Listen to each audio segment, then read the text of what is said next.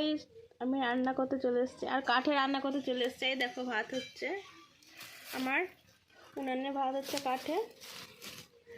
আর এই দেখো তোমাদের দাদা ভাই কিছু মানে কালকে একটু মাংস নিয়ে এসেছে, ফ্রিজে রাখা ছিল মাংসটা, মুরগির মাংস।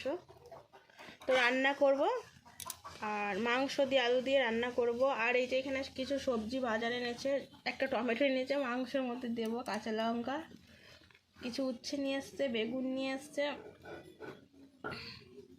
তো বেগুনটা ভাজা করব আর মাংসটা রান্না করব, আর কিছু করব না, উচ্ছেটা থাক, কালকে হয়ে যাবে। তো আমি সবজিগুলো কেটে নিই ঝটাপট। আমি সবজিগুলো কেটে নেব। আর এখানে আমার রসুন ছাড়ানো হয়ে গেছে। হ্যাঁ বল। হ্যাঁ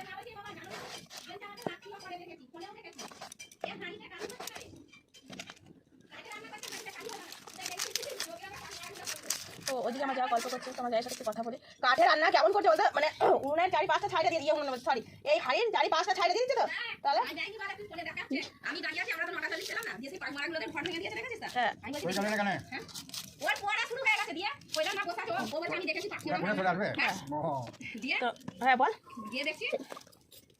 হ্যাঁ দেখো আমার আলুটা এই যে লাল লাল ভাজা হয়ে গেছে এইরকম। আর মাংসটা ভেজে নেবো, আজকে অন্যরকম মাংসটা হবে, মাংস আলু ভেজে আছে রান্না হবে।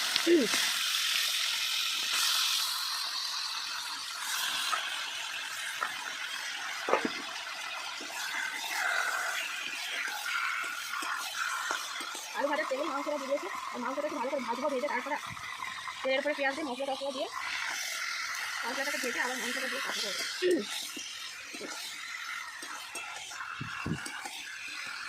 মাংসটাকে লবণ দিয়ে দেবো,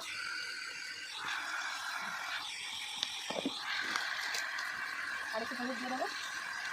আর মাংসটা আমার এদিকে ভাজা হতে থাকা, একটু মশলা করে নিয়ে আসি মাংসের জন্য। আর মশলাটা আমি শিলনোড়াতেই করবো, মিক্সিতে করবো না, কারণ শিলনোড়ায় করলে মানে মশলা মাংসটা টেস্টি সেটা ভালো হয়। আর এদিকে আমার মাংসটা ভাজা হয়ে থাকবে, সবাই সাইডে আমি মশলাটা করে নিব। তো আমার এই সাইডে মাংসটা ভাজা হয়ে গেছে, এই যে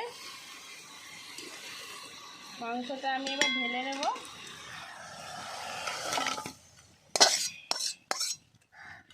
এই যে, আর এই কড়াইয়ের মধ্যেই তেল দিয়ে দেবো, আর তেল দেওয়ার পর কড়াইয়ে তেল দিয়ে দেবো। এই যে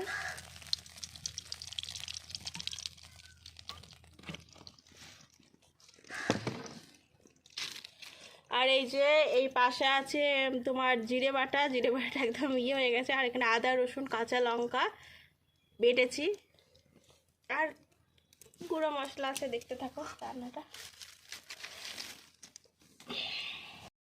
তো এই যে আমি এখন আদা রসুন বাটা এই পেঁয়াজ ভাজার মধ্যে দিয়ে দেবো।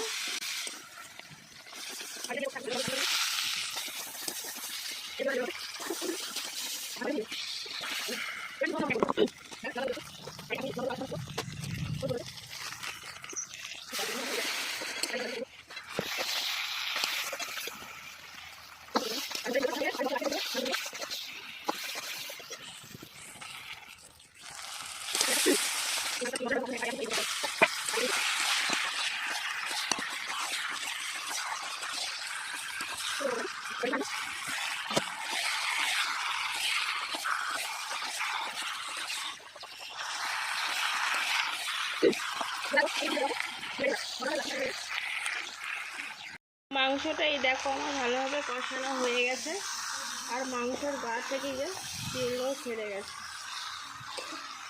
যেহেতু আমি আগেও মশলাটা একবার কষিয়ে নিয়েছিলাম তারপরে মাংস দিতে। আর তাছাড়া ভালোভাবে অনেকক্ষণ ধরে কষিয়ে নিয়েছি যে। আর এখন আমি জল দিয়ে দেবো।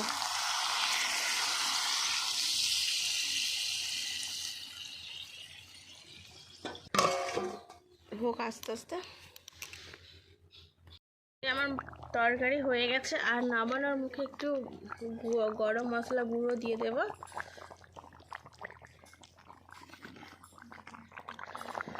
আর এই দেখো এখন ঢালবো।